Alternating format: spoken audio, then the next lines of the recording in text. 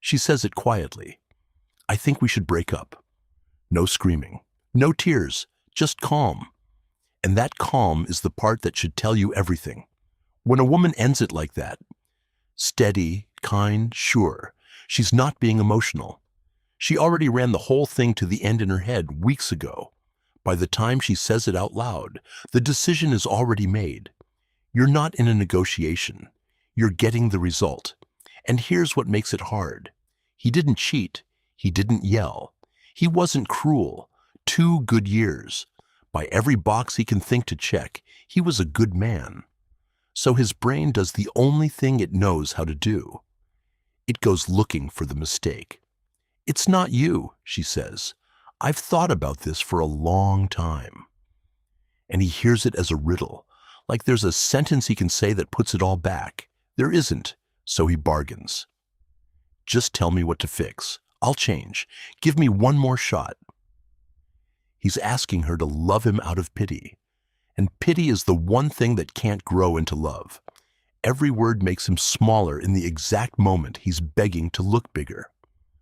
Then it gets worse. Texts at 1 in the morning. Showing up at her door just to talk. Calling her friends to make his case, hoping they'll put in a word. He thinks he's fighting for love. She's watching a man argue with a decision she already closed. And his home becomes a museum. Her photos still on the wall. Her hoodie on the chair where she left it. The playlist she made on repeat. Every night he walks through the exhibit and wonders why the wound won't close. You can't heal in a room built to remember.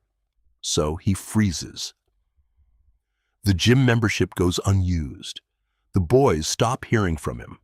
His whole evening is her profile, scrolled top to bottom, looking for a clue. Weeks pass like this. And the begging did exactly one thing. It confirmed to both of them that he couldn't stand on his own. Underneath all of it is one sentence he won't say out loud. If I were enough, she would have stayed. That's the lie. And as long as he believes it, he'll keep paying for a decision that was never about his worth. So let's rewind. Same goodbye. Same 2 years. Different man. She says it. I think we should break up. It lands just as hard. But this time he doesn't reach for the riddle. He takes a breath and says, okay, I respect it. He doesn't argue with a decision that's already final. That one sentence is the most powerful thing he says all year. Then he does the unglamorous work. The photos come down and go in a box. The hoodie goes with them. The thread gets deleted. The playlist gone. Not out of anger, out of mercy for himself. You can't move forward in a room that keeps pointing backward. He stops walking past her coffee shop. Takes the long way if he has to. He's not avoiding her. He's protecting a man who's trying to get back on his feet. Small thing. It matters. The next morning, he's at the gym at 6. Not to get jacked, because grief is energy, and energy needs somewhere to go that isn't her inbox. The body moves, and the mind follows it out of the hole. He texts the boys back, shows up to the thing. He's not pretending he's fine. He tells them it hurts. That's the difference. He grieves out loud with his brothers instead of begging in silence at her door.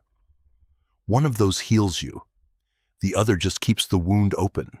And one morning, somewhere in the reps in the mornings, it lands. It was never personal. She didn't weigh him and find him worthless. She wanted a different life, maybe a different person. And that's allowed. The door she closed didn't lock him out of his worth. It freed him to go build. So, if she ever ends it clean, hear her the first time. Keep your dignity.